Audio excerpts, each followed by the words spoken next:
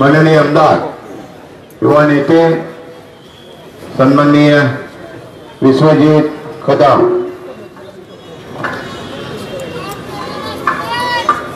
सांगली लोकसभा मतदारसंघातील काँग्रेस, राष्ट्रवादी काँग्रेस पक्ष व शेतकरी संघटना या समविचारी पक्षांचे आपल्या सर्वांचे उमेदवार सन्माननीय विशाल पाटील, या ठिकाणी उपस्थित असणारे राज्याचे ज्येष्ठ नेते, राष्ट्रवादी काँग्रेस पक्षाचे सन्माननीय अध्यक्ष, राज्याचे माजी मंत्री आदरणीय जयंतराव पाटील साहेब,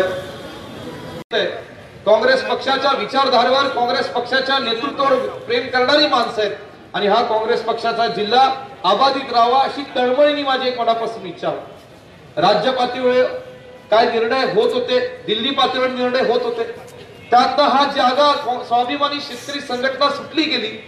आपल्याला ती मिळाल्यानंतर उमेदवारीचा प्रश्न निर्माण सातत्याने होत होता। उमेदवारी बाबतीत सुद्धा आपली माझी वारंवार चर्चा होत होती। तुमच्या मनात अनेक प्रश्न, अनेक काही शंका होत्या, अनेक तुमच्या मनातल्या काही गोष्टी होत्या, त्या चर्चा करत असताना शेवटी अखेर आपण हा निर्णय घेतला की आपण विशाल पाटलांना या ठिकाणी उमेदवारी देऊ। मला आठवतं की नाही, आपल्याला आठवतं की नाही मला माहित नाही, परंतु 10 दिवसापूर्वी मी सुद्धा आपल्याला सल्ला दिला होता की शेट्टी साहेब, विशाल पाटील इच्छुक असतील तर त्याला स्वाभिमानी शेतकरी संघटनेनं उमेदवारी देऊन टाका, आमची काही हरकत नाही, आम्ही त्यांच्या पाठीशी खंबीरपणे उभं राहू। परंतु गेले 10 दिवस अनेक काही गोष्टी ज्या राज्य पातळीवर होत होता त्याचा कुठेतरी परिणाम या आपल्या जिल्ह्यातल्या आणि परिसरातल्या उमेदवारी बाबतीत सुद्धा दुर्दैवाने होत होता। अखेर आपण हा निर्णय घेतला।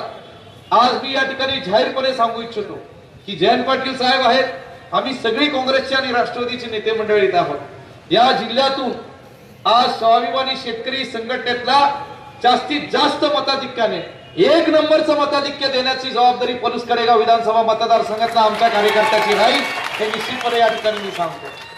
कारण आज आपण नेहमी म्हणतो, साहेबांचा वसंतरावांचा उल्लेख केला, कदम साहेब हे आत बाहेर नव्हतं, कधी स्वभाव त्यांचा नव्हता, जे आहे ते रोखोक असायचं, जे आहे ते स्पष्ट बोलून ते रिकामे व्हायचे। हा स्वभाव पतंगराव कदम साहेबांच्या गेले 25 वर्ष सांगली जिल्ह्यातल्या सर्व लोकांनी पाहिलेत, मग ते काँग्रेसचे असो, राष्ट्रवादीचे असो, कुठल्याही पक्षाचे असो, जे करायचं ते मनापासून करायचं, या भूमिकेतून आज साहेबांची शिकवण आमच्यावर आहे आणि ती शिकवण मनापासून ठेवून या ठिकाणी या मतदारसंघात आणि जिल्ह्यातनं सगळे प्रामाणिकपणे काम करतील, यात मला कसलीही शंका नाही। मला नम्रपणे आपल्याला विनंती करायची की लढाई काही सोपी नाही। सत्ताधारी पक्षाचे सत्ताधारी खासदार बसलेले त्या जागेमध्ये आणि त्यांनी 5 वर्ष काय या ठिकाणी केलेत, किती दिवे लावलेत, हे सगळ्यांनी आपण या ठिकाणी पाहिले।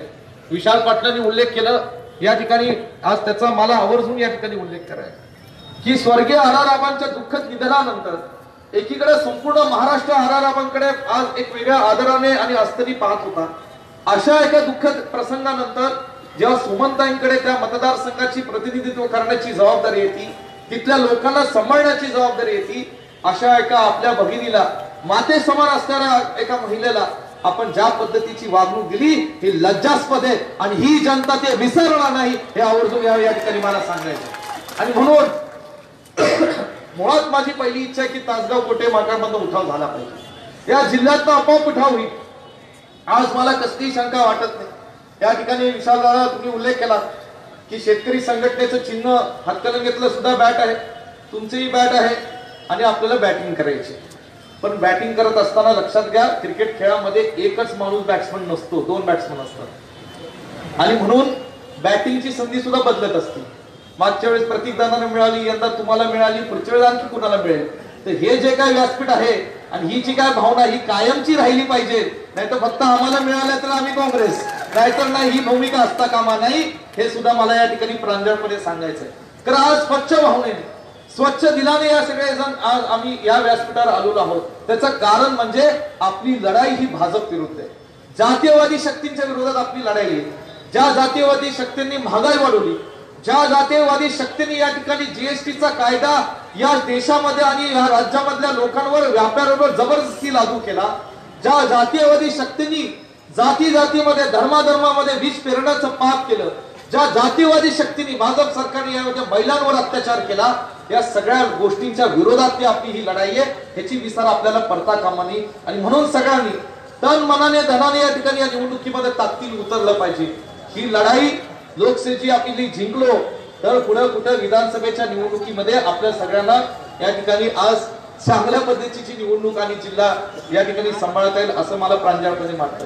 आदरणीय जयंत पाटील साहेब या ठिकाणी व्यासपीठावर आज विशाळदादा तुम्ही उल्लेख केला की एक काळ होता वसंतदादांचा होता, आदरणीय राजाराम बापूंचा होता, तदनंतरची राजकारणात ती वेगळी पिढी आली. मग ती आदरणीय पतंगराव कदम साहेब असतील, आदरणीय आर आर पाटील साहेब असतील, शिवाजीराव देशमुख साहेब असतील, आर आर पाटील साहेब असतील, ही सगळी मंडळ, जयंत पाटील साहेब असतील. आता तदनंतरची म्हणजे ही सगळी मंडळ आहेतच, त्यांचा आशीर्वाद आणि मार्गदर्शन आपल्याला आहेच, ही आपली पिढी. आणि म्हणून इथे सत्यजित देशमुख असतील, विशाल तुम्ही आहात, मी आहेत, अनेक लोक आहेत. आपल्याला फार कंबर कसून येणाऱ्या काळामध्ये ही जातीयवादी ताकद रोखण्यासाठी एकत्रितपणे एका वेगळ्या दिशेने चांगल्या पद्धतीने काम करावं लागणार आहे. आणि आजपासून त्याची शुभ सुरुवात व्हावी अशी माझी एक प्रामाणिक इच्छा आहे.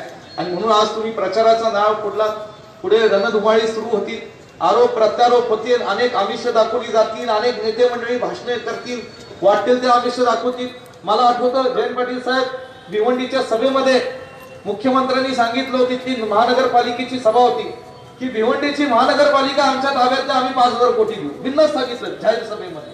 आज सुद्धा भिवंडीच्या महानगरपालिकेला 100 कोटी सुद्धा मिळाले नाही.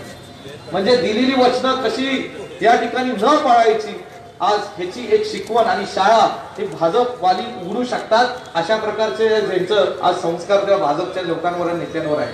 आणि म्हणून मराठा समाजाच्या आरक्षणाबाबतीमध्ये किती त्रास सोसावा लागला. 43 आपली मराठा समाजातली मुलं जेव्हा त्यांचे हुतात्मे झाले, अनेक मोर्चे निघाले, त्यावेळी मराठा समाजाला न्याय देण्याची भूमिका या ठिकाणी पार पडली. आज धनगर समाज वंचित राहिलेला, मुस्लिम समाजातले बांधव आमचे वंचित राहिलेले, असे असंख्य प्रश्न आहेत ज्याची वाच्यता आपण येणाऱ्या 20 दिवसात करणं गरजेचं आहे, जेणेकरून खऱ्या अर्थाने ही जनता खंबीरपणे काँग्रेस पक्षाच्या पाठीशी उभी राहील. आणि म्हणून आपण सगळेजण कसली काळजी करू नका, आम्ही तुमच्या पाठीशी खंबीरपणे उभे राहू.